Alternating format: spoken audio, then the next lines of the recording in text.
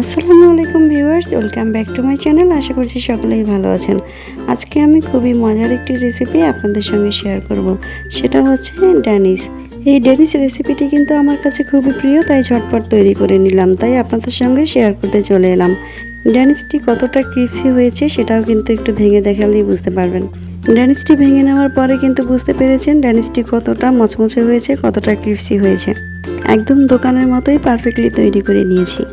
আর কথা না বাড়িয়ে এখন চলে যাব ড্যানিশটি তৈরি করার জন্য।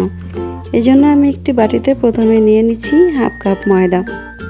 হাফ কাপ ময়দা দিয়ে কিন্তু আমি 10টির মতো মিডিয়াম সাইজের ড্যানিশ তৈরি করব।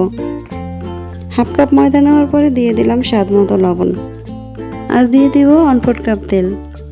1/4 কাপ তেল কিন্তু আমি রান্নার রেগুলার তেলটা নিয়েছি। তেলটা দেওয়া হয়ে গেলে আমি হাত দিয়ে ভালো করে সব জায়গায় মিশিয়ে নিচ্ছি, যাতে করে লবণটা আর তেলটা ভালো করে সব জায়গায় মিশে যায়। মেশানো হয়ে গেলে দিয়ে দিচ্ছি হাফ কাপ দুধ। আমি কিন্তু আজকে কোনো রকম পানি ইউজ করব না, শুধু তেল আর দুধ দিয়ে কিন্তু আমি ডোটা পুরোপুরি কমপ্লিট করে নেব। দুধটা দেওয়ার পরে আমি হাত দিয়ে আবারও মথে নিচ্ছি, যতক্ষণ না ডোটা একটু সফট তৈরি হয়ে যাচ্ছে। ভিউয়ার্স, আমার চ্যানেলে কিন্তু আরও অনেক মজার মজার রেসিপি দেওয়া আছে, অনেক বিভিন্ন ধরনের রেসিপি দেওয়া আছে। চাইলে কিন্তু সেই রেসিপিগুলো দেখে নিতে পারেন। আশা করছি আমার চ্যানেলের ভিডিওগুলো আপনাদের কাছে খুবই ভালো লাগবে। ডোটা কিন্তু পুরোপুরি আমার মাথা হয়ে গেছে। আমি এখন বাটিতে বসিয়ে দিব। বাটিতে বসিয়ে দিয়ে ঢাকনা দিয়ে ঢেকে রাখবো 10 মিনিটের জন্য রেস্টে। ফিরে আসবো 10 মিনিট পরে। ফিরে এলাম 10 মিনিট পরে। 10 মিনিট পরে কিন্তু ডোটা একদমই সফট, নরম তুলতুলে হয়ে গেছে। একটু দেখিয়ে নিচ্ছি, দেখুন ডোটা কিন্তু খুবই সফট হয়েছে। এখন আমি বাটিটি সরিয়ে নিচ্ছি, তারপর আমি এখানে সামান্য কিছু গুঁড়িয়ে ছিটিয়ে দিয়ে তারপর ডোটা আমি ভালো করে বেলে নিব। একদম পাতলা করে বেলে নিব, যেন কোনো রকম মোটা না থাকে। আমি এখানে অর্ধেক পরিমাণ ডো নিয়েছি, এখান থেকে 5টি তৈরি করব, আর বাকি অর্ধেক থেকে 5টি তৈরি করব। এখানে যেহেতু জায়গা একেবারে কম, তাই বড় করে নেওয়া যাবে না, ছোট করেই আমি তৈরি করে আপনাদেরকে দেখাচ্ছি।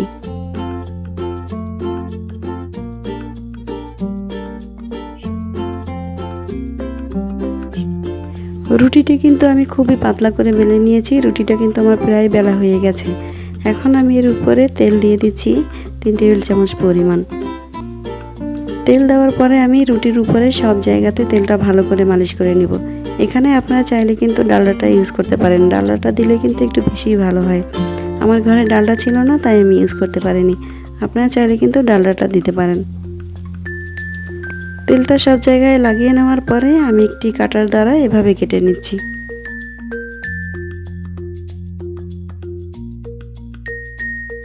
রুটিটি কাটা সব জায়গায় যে সমান হতে হবে সেরকম কিন্তু না, আপনি যেরকম ছোট বড় করে কেটে নিতে পারেন, তাতে কোনো সমস্যা হবে না। এখন রুটিটা কাটার পরে একটু ফলো করে দেখুন আমার হাতের দিকে আমি কিভাবে রোল করে নিচ্ছি। এক পিস রোল করা হয়ে গেলে এর উপর আমি আবারও বসিয়ে দিচ্ছি, দিয়ে সেকেন্ডে আমি আবারও রোল করে নিচ্ছি। এভাবে করেই কিন্তু আমি সবগুলো রোল করে নিব।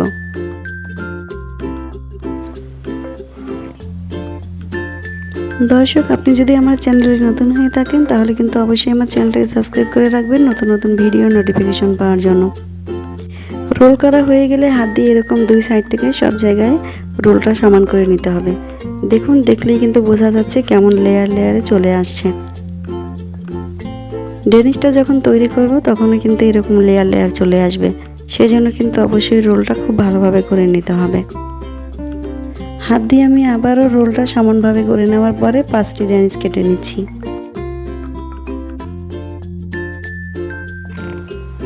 ড্যানিশটি কেটে নেওয়ার পরে আমি হাত দিয়ে ঘুরিয়ে ঘুরিয়ে এরকম রাউন্ড শেপে করে নিয়ে আসব। আমি কিন্তু বেলুন দিয়ে ড্যানিশগুলো বেলবো না, হাত দিয়ে চেপে চেপেই সব জায়গায় সমান করে তারপর ড্যানিশগুলো তৈরি করে নিব। দেখুন, তৈরি হয়ে গেল কত সুন্দর একটি ড্যানিশ। এভাবে করেই আমি সবগুলো ড্যানিশ তৈরি করে নিচ্ছি। সবগুলো ড্যানিশ তৈরি করা হয়ে গেলে আমি একটি প্লেট নিয়ে নিচ্ছি স্টিলের। এই প্লেটেতে কিন্তু আমি তেল ব্রাশ করে রেখেছি আগে থেকে। এর উপরে আমি এখন সবগুলো ড্যানিশ তুলে নিচ্ছি। যারা যারা এই ড্যানিশটি খেয়েছেন তারা কিন্তু অবশ্যই জানেন ড্যানিশের উপরে চিনি দেওয়া থাকে, তাই আমি এটা প্লেটে তুলে নেওয়ার পরে চিনি ছিটিয়ে দিব সব জায়গাতে। আমার এই প্লেটে 5টার উপরে কিন্তু ড্যানিশ ধরছে না, তাই আমি 5টি বেক করে নিচ্ছি। পরবর্তী 5টি আমি আবারও বেক করে নিব। চিনি দেওয়া হয়ে গেলে আমি চলে যাব বেক করার জন্য। বেক কিন্তু করব আমি আজকে ননস্টিকের হাঁড়িতে। সেই ননস্টিকের হাঁড়িটি আমি আপনাদেরকে দেখিয়ে দিচ্ছি। এই ননস্টিকের হাঁড়িতেই কিন্তু আমি সব ধরনের বেকারির যত সমস্ত রেসিপি আছে সবগুলো আমি এই হাঁড়িতেই করে থাকি।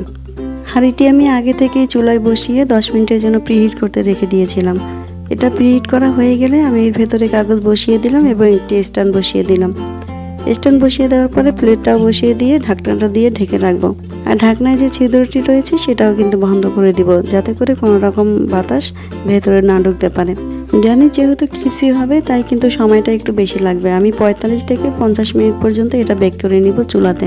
ফিরে এলাম 50 মিনিট পরে। দেখুন ড্যানিশের কালার কিন্তু অনেকটাই চেঞ্জ হয়ে গেছে। আমি এখন ঢাকনাটা তুলে নিচ্ছি। ঢাকনাটা তুলে আমি অপর সাইড উল্টে দিচ্ছি, যাতে করে ওই সাইডটা একটু ভালোভাবে ক্রিপসি হয়ে যায়। আমি এখন ঢাকনা দিয়ে ঢেকে রাখবো, আবারও 10 মিনিটের জন্য জাল করতে থাকবো। 10 মিনিট পরে আমি ফিরে আসছি। তারপরে আমি সার্ভ করে দেখিয়ে দিচ্ছি কতটা পারফেক্টলি তৈরি হয়ে গেছে দোকানের মতো ড্যানিশ। তৈরি করে নিলাম দোকানের মতো পারফেক্টলি ড্যানিশ রেসিপি। আজকে ড্যানিশ রেসিপিটি আপনাদের কাছে কেমন লেগেছে সেটা কিন্তু অবশ্যই কমেন্ট করে জানাবেন, এবং ভিডিওটি ভালো লাগলে অবশ্যই একটি লাইক দেবেন। এখন বিদায় নিচ্ছি, দেখা হবে পরবর্তী রেসিপিতে। সেই পর্যন্ত সবাই ভালো থাকবেন, সুস্থ থাকবেন, আমার ফ্যামিলির জন্য দোয়া করবেন। আল্লাহ হাফেজ।